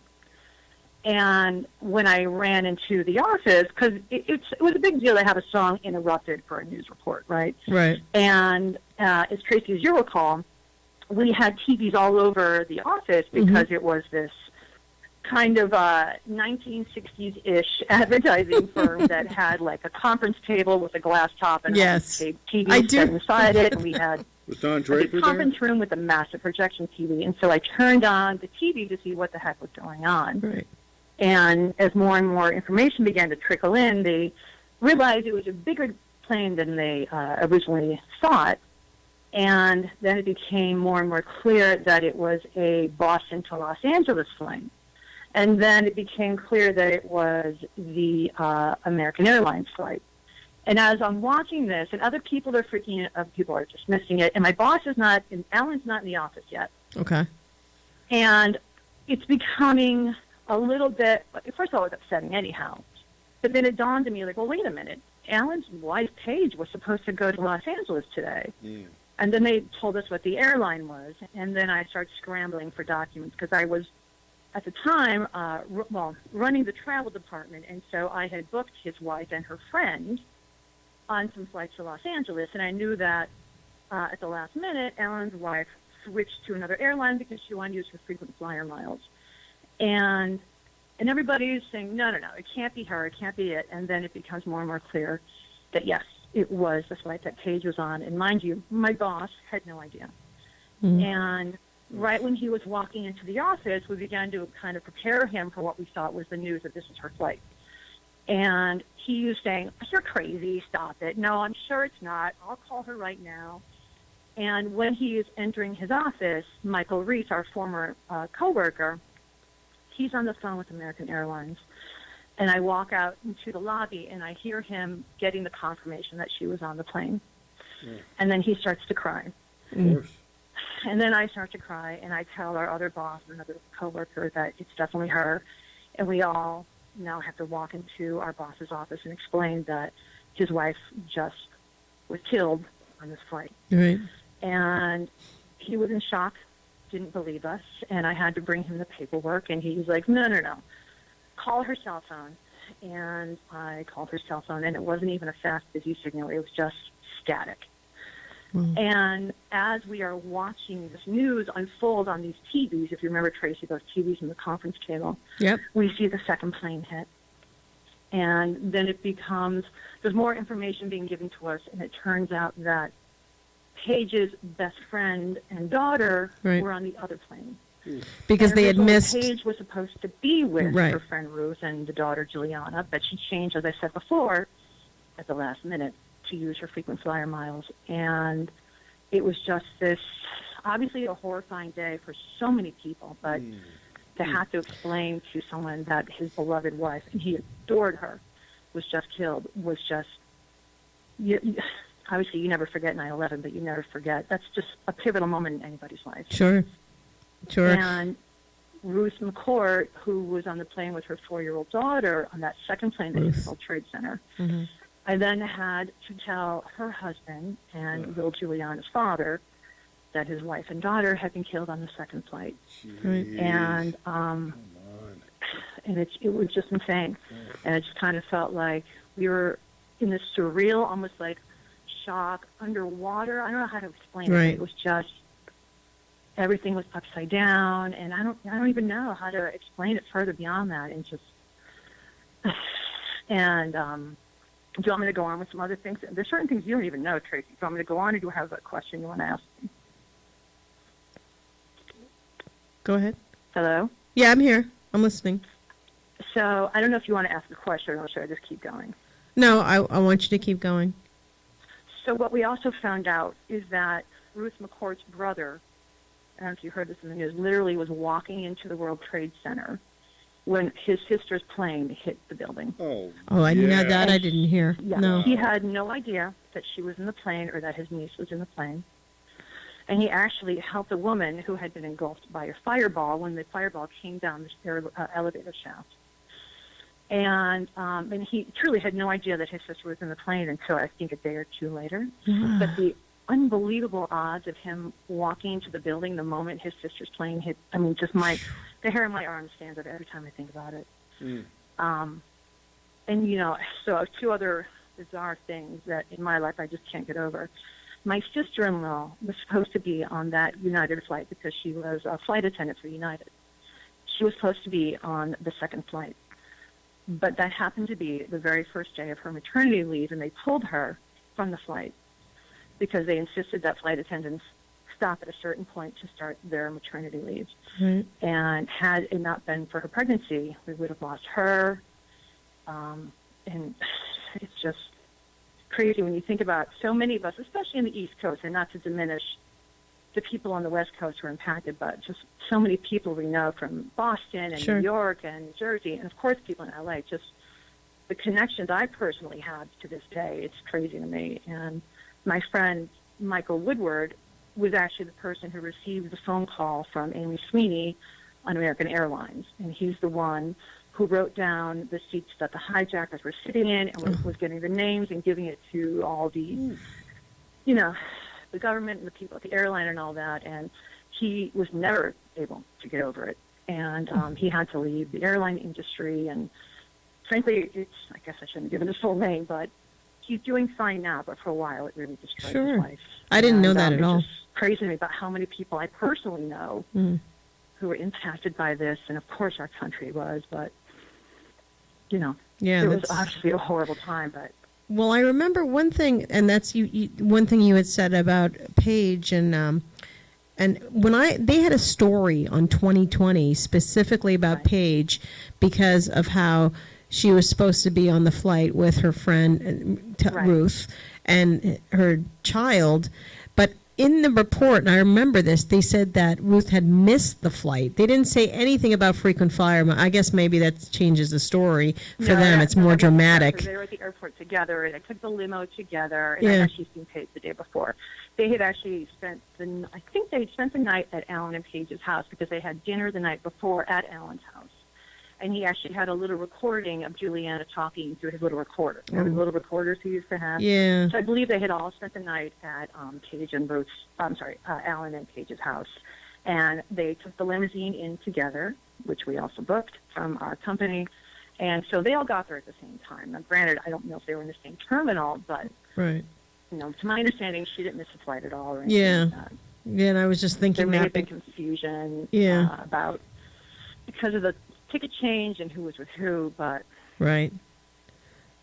yeah, that's crazy about Ruth's brother too. That's to be in the center right when she hits it. That's like incredible. I never heard that. It's unbelievable. It's just, what are the odds? I mean, that's just one of those things that, how is that possible? How is that just coincidence? It's hard to wrap your head around. Well, there's enough of people, I have to think, that Tracy, and he adored her. The sun rose and set on her, and you know, months and months after that, he was just focused on business stopped, and he was just fixated on making a shrine for his wife, and that was my job for months and months and months, and it was a dark time. Yeah, what were we going to say, Joe? I was going to say, I'm happy to say he's doing well now. He's much older now, obviously. Yeah, of course. But that was a really, really terrible time for many, many people. And but I'm happy to hear you guys are taking these calls today. And definitely. John had something to say. Samantha, hold on one sec. Can you hear us, right? Yeah. Okay, hold on. It just seems to me back to the brother, you know, and things like that. I have to think because of there being so many people involved. I mean, between the people, and just for example, in the New York City episode, so to say, so many people involved between the couple few hundred on the airplanes and the several thousand on the ground that may not be the only story of its type, you know, that's been bubbling around for the last, you know, dozen and a half years. I mean, it just, I don't need to know it. I'm not looking to know them. I don't want to know them because you know what? It's bad enough that we know what we know about Right. all that we know, whether it was right then or, again, 18 years later. Right. But I don't Yeah. wonder, Oh, in there's got to be. a very eerie kind of sad way that there that there aren't more, stories like you just mentioned about the brother-in-law being there. And I think there the plane came are a in. lot of people you see have a connection in some way, shape, or form. And like I said, other than Paige, I don't know if you heard me earlier, but I was supposed to go to LA, same flight number, 2 days later for a convention. Oh, you're kidding. Yeah, with No, my. my parents were supposed to be in the same flight the following week after our engagement party. Mm-hmm. And they were supposed to be on that exact same flight the following Tuesday. Yep. But I didn't know you were going to go to LA. That's Yeah, crazy. we had a convention, and we had the plane ticket. We still had the ticket, and when it happened, I got my ticket, and I looked at the flight number, and it was the same flight number as the first plane. Jesus. Mm-hmm. And then And my uncle go worked ahead. huh?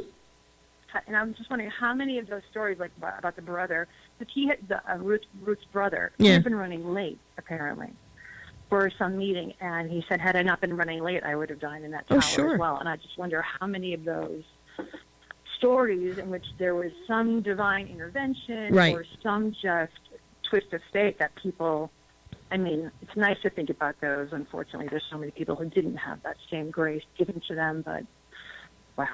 Yeah. I didn't it's- know you were going to LA a couple days ago. Yeah, and my uncle at the time was working at Newark Airport when that happened. So for him, it was crazy. He was running around the airport because nobody knew what was going on initially.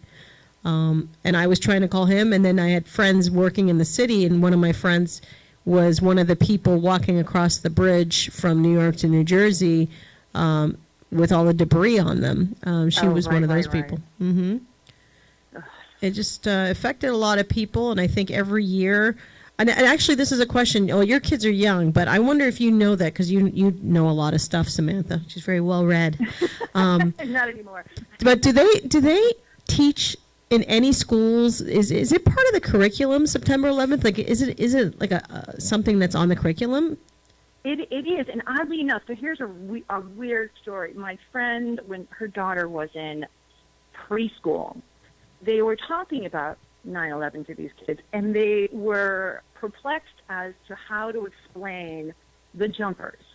We're talking about 4-year-old kids, 5-year-olds. I mean, it was just crazy. Like, what? I get we need to address that point in history. That's a but little young. Yeah, it They is. they do. I just thought it was a strange thing for children so little to even broach that aspect of it. But I actually volunteer in my kids' library. My children are 7-year-old twins and they're in second grade, and there are library books, and I volunteer at the library, and there are library books available that discuss it. Oh. And I don't know if it's in the curriculum per se. I would imagine, given where we live, Massachusetts, and so many of those flights originated from here, I would imagine it's probably in the curriculum. But at the very least, I know that there is literature in the history section of the library at my children's school that explains that day and the heroes and, the unfortunate innocent victims and all that.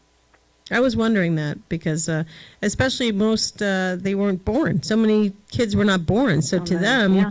Oh, yeah. they don't know.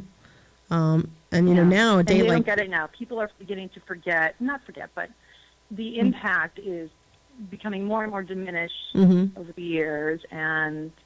But it was such a pivotal moment in our country. I mean, truly, it was a massively pivotal moment in our country. And it's just, nothing's been the same since, right? I No, mean, I know you agreed. were talking about traveling conveniences, but everything. Oh, yeah. Everything is different since then. And everything. I mean, it's you can't do anything anymore. You can't go anywhere. It's just it's the It freedoms. seems like the cork has been pulled out of a bottle of people feeling that, it's okay to, it's not okay, but it just seems like this Pandora's box has been opened, and all of a sudden we have so much more violence in the world, Sure. and violence in our country. And I just feel like that was such a pivotal. I don't know. I was saying, Anti-Muslim feelings, and that's that's encouraged and exacerbated any perhaps muted racism people felt, where that was exactly the incentive they needed, and it seemed like that was Right. such a huge pivotal moment in our country and just on the planet.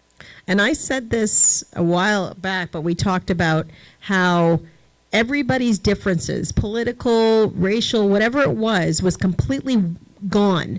When that happened, it brought this country together in a way that I don't think anybody has ever seen. And now we're in a pivotal part of our lives now where there's so much tension, political, racial. The polar opposite of it. Yeah. The polar opposite of that unity. And that day, I remember driving home from the office, a total wreck, and needing a drink, frankly, because we'd shut the office down. And we were sitting on Route 9. I'm trying to cut you off, honey, but I'm remembering no one was playing a radio. There was total silence. People were being kind. Taxi drivers, remember the Massachusetts taxi drivers were, they were letting people go. And it was just like everyone had exactly the same feeling of, we are connected. We are in crisis. Let's be kind. No one was honking. There was no music. Do you know what I mean? Right. It was just like this moment of unity.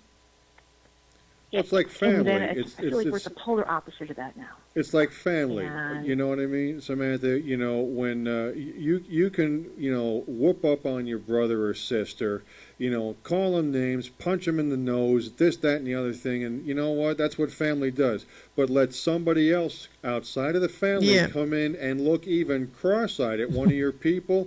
Oh no! Right. Oh no! And it's it's like our family was. It is, and the only other things I can equate it to, and they both happened. One of them happened very shortly before my existence. Is the Kennedy assassination, John F. Kennedy. Of course, there was Bobby Kennedy and Martin Luther King, and I was too young to. I was only like 3 or 4 years old when that stuff happened, so it didn't impact me.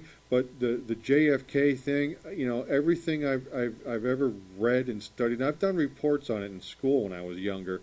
That just same thing. It just galvanized everybody for a horrible reason, but it just brings people together. And Pearl Harbor. Now that's going back 20. That's exactly what I was thinking. The same thing. Yeah, that's going back. Galvanizing, exactly. That's 23 years before I was born. Those instances, exactly. They bring us together. We're unified, and I completely agree.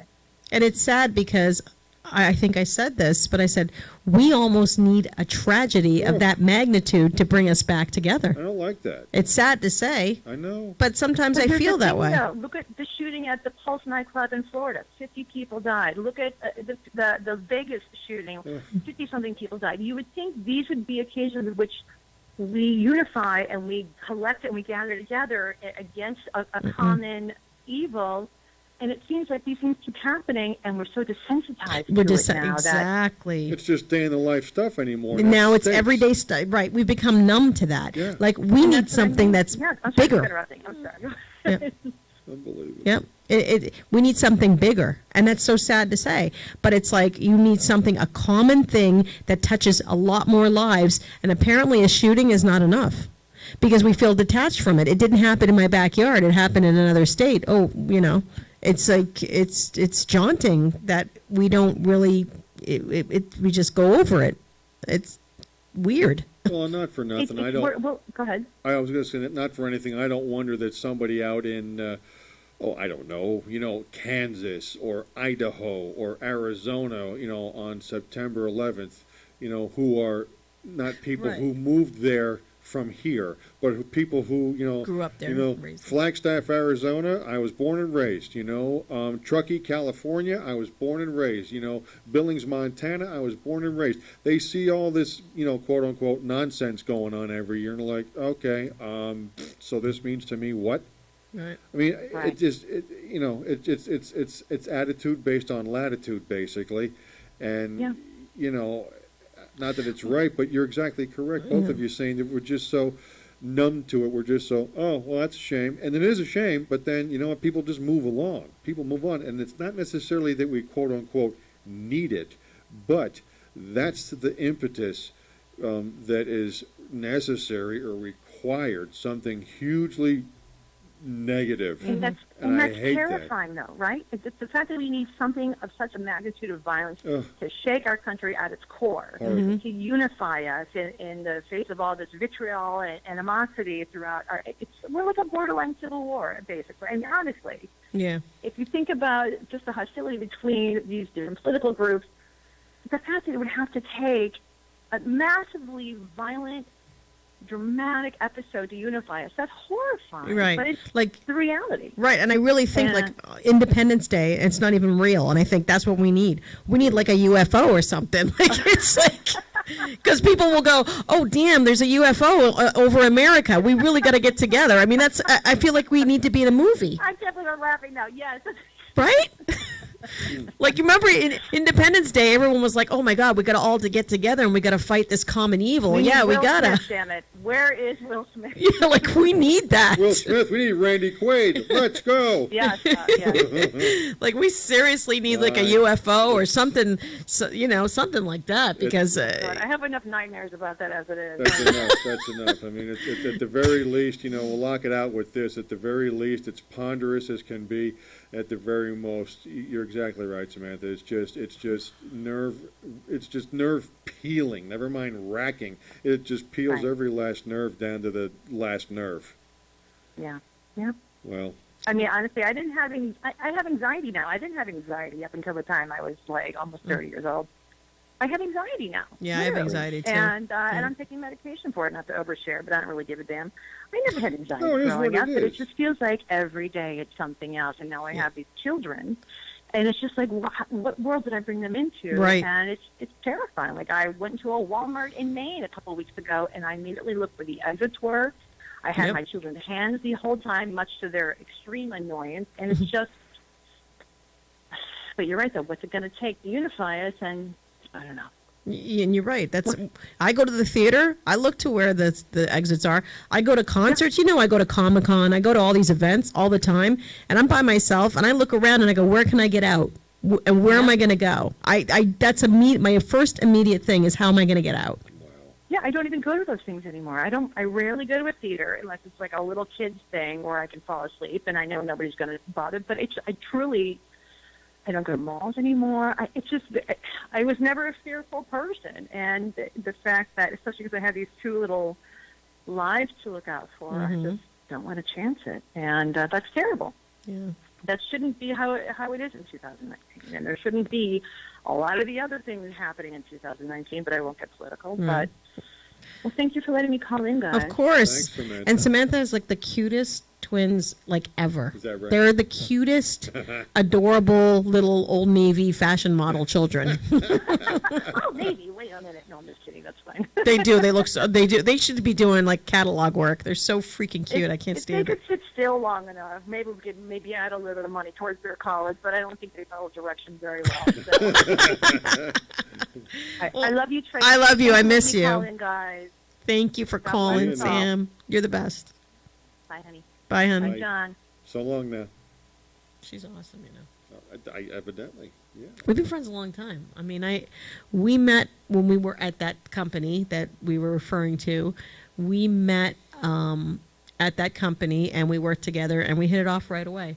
And she's always been a good friend to me. Like, whenever I need something, I mean, we cannot talk for a year. Right. And if I'm in trouble or she's in trouble or I need something or we have a question, whatever, Samantha's right there. Gotcha. And when I had put on the Facebook page that we were going to talk about 9/11, Samantha's like, I'm going to come on the air. I did see that. And yeah. she's just a good friend, very good friend, good person, good heart. I've always said this with my friends. I have a handful of girlfriends Right. that I keep close to me because I think most women are biatches. But I do. I hate to say it's true. But I have That's the a only I have one a I've heard few that from, I have that to tell you, but go ahead. yeah, and I have a few that are very close to me. Not necessarily, but in Boston, Yeah. and my friend Dee and Samantha is one of those quality, good people who I've known for a very long time. So I love her very much, and I'm glad she came on the air because she's the bomb. She is amazing. Bomb diggity. She's amazing, and Bomb diggity, hot diggity, hot diggity dog. I'm glad we hot got some- dog. what? I have got to. We should wrap it up because Dad's like, hey, when you stop. it's not even 7:30 yet. Like we're not even at our regular time. Yes, we are. Oh, we are. Oh, we finished at 7. Yes. Hello. I'm messed up. I lost track of time, like legit. I Final really houts. did. We're gonna have Okay. our final houts. Final house. Yes, Charlie. Oh. Oh, right. wow. Final thoughts. Answer the phone when it rings. That's my There's final my thoughts. Final thought. Passive aggressive much? There's my final thought. I gave you the extra time because of the miss call. No, false. No, because false. The next guys aren't coming in. The next show isn't coming in. And Gene told us he told us in the beginning they weren't coming in, try. and then he said you can stay longer. That was Gene. Ruben, you better step off right now before I come in there, because you do not want me getting out of this chair one more time. Oh, I'm coming. I'm coming, biatch. Like get with it. Look out, pal. You better be scared of me. Hey, 7:20. We went clearly 20 minutes longer than Ruben likes. Oh, and if Carlos wants to go long, I bet you have no issue with that. Well, I meaning this, favoritism. I mean this in the nicest possible of ways. Man, I don't care. Okay, that's all of it. All right. Man. Do they have Good stuff? Listen, let's. You know what? We're gonna wrap it up. And, yeah, let's wrap it up. Let's do what you can. Not to sound like my Grammy, but you know what? Do what you can to make it feel like September 12th. Okay. That's when everybody was like this. Yeah. That's when the people. And I used to see the firemen in Dunkin' Donuts, and I'd go up to them and I'd hug them and kiss them and tell them that I loved them. That's when all the cement heads down in D.C. got together on the steps of the Capitol and sang together, and they meant it that time. They really meant. We need it. a UFO. So, no, I don't want a UFO. That's what we need to bring us together as a country. We need a UFO. We really need like legit. Legit, Independence Day. Too legit to quit, but we have to. Okay. All right. I'm hungry. What are you doing this weekend? Quickly, fast. Teaching all day on Saturday. Right. Good luck. My with kiddies. New I love stuff. them. I'm going out to Pennsylvania. Gonna have a nice dinner on Saturday with Jamie and some friends, and on Sunday, dig this, I'm meeting my sister. Woo! We didn't even talk about that. Yeah, we'll recap it next week. We'll make it quick. He's meeting his sister for the first time. So we're going to talk about it next week. We're going to have a whole story, yes? I have siblings. Okay. We'll that he didn't even know about. So we'll talk about that. 55. Ancestry.com. I don't know. Anyway. All right, that's all. But give the week your best shot. Until next time, I am John. I'm Tracy. I'm coming for you, Ruben. We'll catch you in REALTOwn. See you. Bye. This is it, the night of nights. No more rehearsing and nursing apart. We know every card by heart. Overture, curtain lights. This is it. We'll hit the heights, and oh, what heights we'll hit. On with the show. This is it.